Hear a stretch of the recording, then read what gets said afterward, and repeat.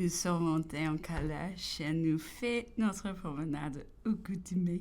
Pendant le dîner, on a parlé de deux demoiselles de l'île, dont une est grande fort belle et très agencante, l'autre beaucoup moins jolie, mais deux dans ses manières d'une grâce et d'une tenue parfaite.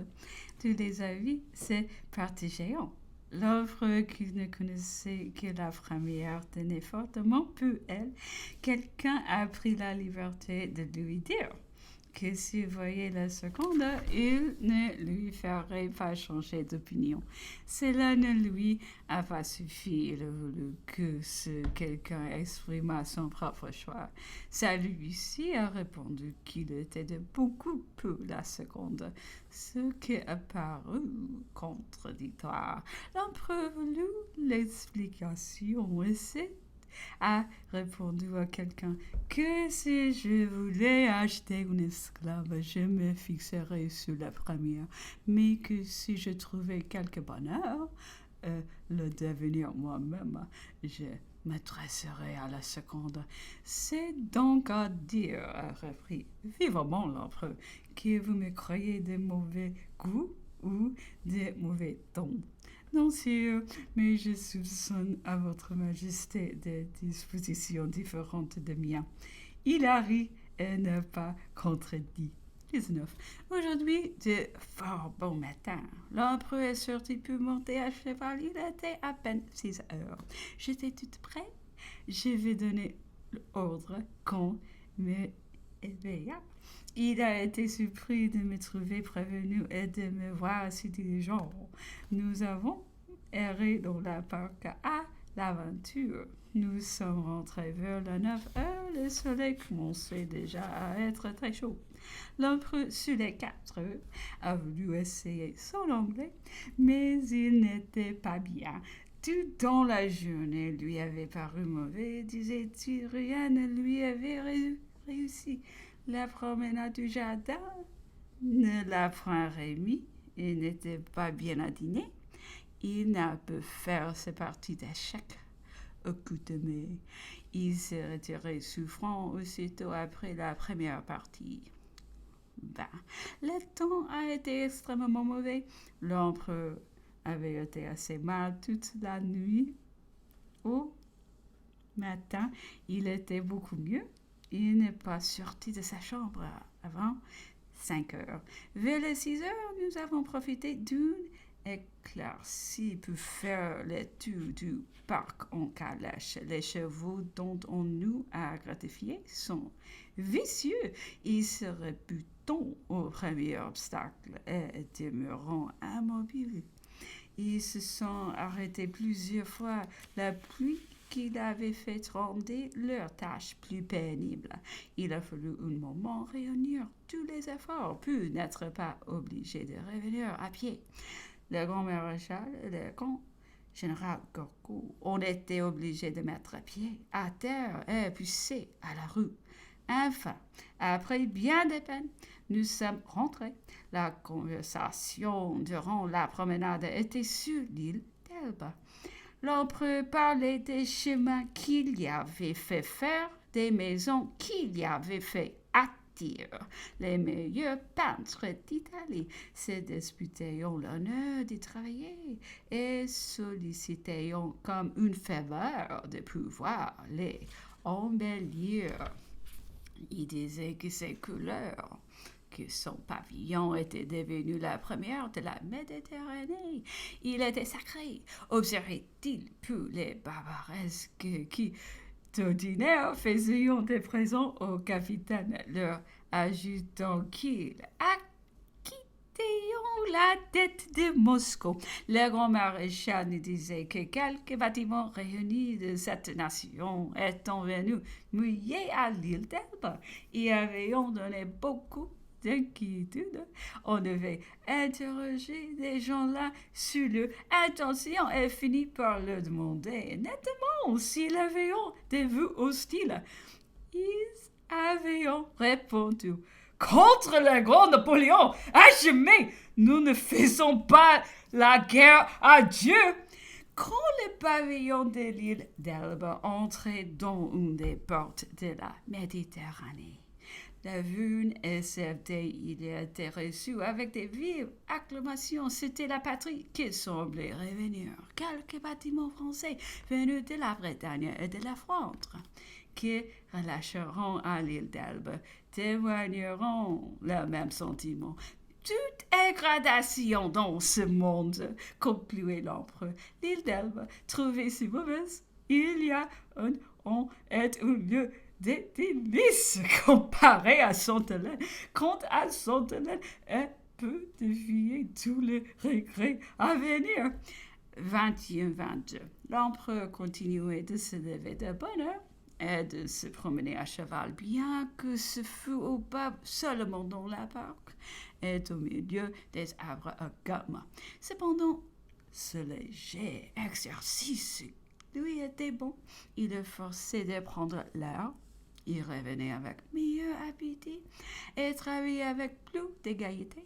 Et déjeunait dans les jardins sur quelques arbres qu'on avait entrelacés pour lui procurer un peu d'ombragé.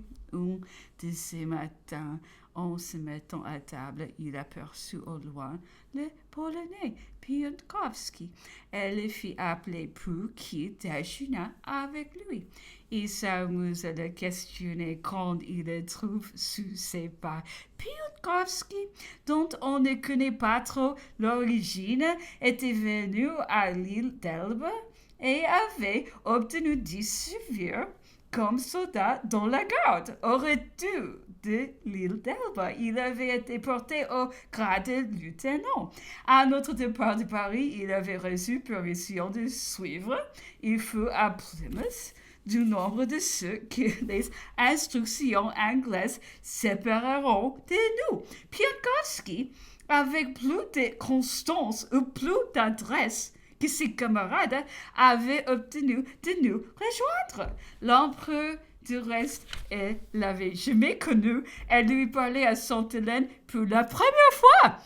Aucun de nous ne le connaissait davantage. Des Anglais feront surpris de notre peu d'empressement et sont arrivés. Quelques-uns de ceux qui nous aimions pas écrivions que nous l'avions fortement reçu, ce qui était faux, mais sans feu assez peu que le papier ministériel est plaît à son leur grâce et leur esprit accoutumé. L'empereur l'avait battu, nous l'avions chassé, et l'on m'a parlé plus tard d'une caricature où l'empereur le saisissait dans ses griffes. Moi, je vais sauter dessus pour le dévorer, et ce n'était qu'à la dent battant mis entre mes dents que les conducteurs des bêtes venaient à bout de m'arracher de son épaule.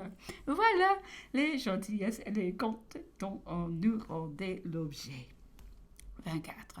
Après dîner, l'empereur prenant le café disait que c'était à peu près vers ce temps que l'année dernière, il avait quitté l'île d'Elbe.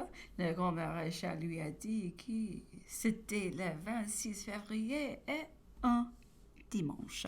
A-t-elle enseigne sur que vous avez fait avancer la messe pour avoir plus de temps à dicter des autres.